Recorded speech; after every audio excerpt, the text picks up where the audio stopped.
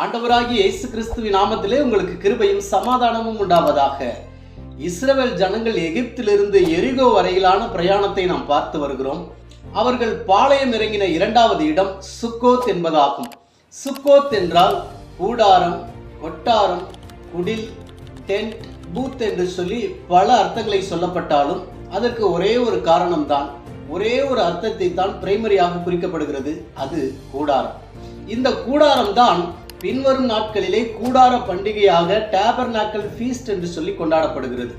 வருடத்தின் கடைசியிலே நடக்கக்கூடிய அறுவடை பண்டிகையையும் மாத்திரமல்ல, இஸ்ரவேல் ஜனங்கள் வனாந்தரத்திலே 40 வருடம் பாதுகாக்கப்பட்டதின் அடையாளமாக நன்றி செலுத்தும் விதமாக இந்த கூடார பண்டிகையானது கொண்டாடப்படுகிறது.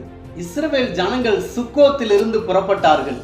சுக்கோத் நமக்கு கற்றுக் கொடுக்கிற பாடம் ஒன்றே ஒன்றுதான், ஐடல் கியூரியாசிட்டி, தேவையற்ற ஆர்வங்களை விடுவது. பிரியமானவர்களே, நாம் மற்றவர்களை பார்த்து அவங்க அப்படி இருக்கிறாங்க, இவங்க இப்படி இருக்கிறாங்க, நான் மட்டும்தான் இப்படியே இருக்கிறேன் இப்படின்னு நினைக்கிற இந்த சிந்தையை மாற்றி தேவ சித்தத்தை செய்ய நாடணும். அப்படின்னா தேவையற்ற ஆர்வங்களை விட வேண்டும். பிரியமானவர்களே, தேவ பிள்ளைகளே, நீங்கள் தேவ சித்தத்தை செய்யணுமா?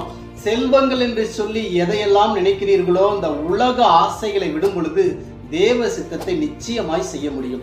இதைத்தான் அப்போஸ்தலனாகிய பவுல் சொல்லுகிறார், ஆண்டவருக்காக, கிறிஸ்துவுக்காக லாபமான அனைத்தையும் நஷ்டம் என்று, குப்பை என்றும் கருதுகிறேன் என்று சொல்லுகிறார். ஐடல் கியூரியாசிட்டி எப்போ நம்ம தேவையற்ற ஆர்வத்தை விடுகிறோமோ அப்பொழுது தேவனுடைய நடத்துதல் வரும். ஹோலி ஸ்பிரிட்டோடைய பிரசன்ஸ், லீடிங் ஆட்டோமேட்டிக்கா வரும். சுக்கோத் நமக்கு கற்றுக் கொடுக்கிற பாடம் ஐடல் கியூரியாசிட்டி. தேவையற்ற ஆர்வங்களை விடும் பொழுது ஆவியானவருடைய நடத்துதல் நமக்குள்ளே வரும். மாத்திரமல்ல, நாம் ஆவிக்குரிய வாழ்க்கையிலையும் இந்த பூமியிலையும் குடும்பத்திலையும் ஊழியத்திலையும் ஒருபடி மேலே உயர்த்தி ஆசீர்வதிக்கப்படுவோம். நாம் தரிசித்து நடவாமல் விசுவாசித்து நடப்போம். விசுவாசிக்கிறவனுக்கு எல்லாம் கூடும். உங்களுடைய விசுவாசமே உலகத்தை ஜெயிக்கிற ஜெயமாய் இருக்கிறது. இவ்வளவு நாளாய் நீங்கள் பயந்து கொண்டிருந்த காரியங்கள் எல்லாம் அற்புதத்திலே முடியும்படியாய் செய்வார். கர்த்தர் தாமே உங்களை ஆசீர்வதிப்பாராக.